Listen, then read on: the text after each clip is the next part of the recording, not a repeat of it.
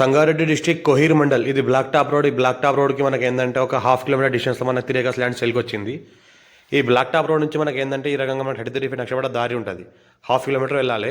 Any time సంవత్సరాల మొత్తం మన ల్యాండ్ వరకు మనకి ఎనీ టైం కార్ వెళ్తుంది. ఇది 33 feet నక్షపడ దారి. ఈ 33 feet నక్షపడ దారికి మనకి ఏంటంటే ఆనుకొని మనకి ల్యాండ్ ఉంటుంది. 3 acres ల్యాండ్ సేల్కి వచ్చింది. 36 lakhs per acre చెప్పినారు. 1 బోర్వెల్ ఉంది, ఫుల్ వాటర్ సోర్స్ కలిగింది. సంవత్సరకాలం మొత్తం సరిపడేంత వాటర్ వస్తుంది మనకు. ఇంకోటి ఎలక్ట్రిసిటీ కూడా ఉంది.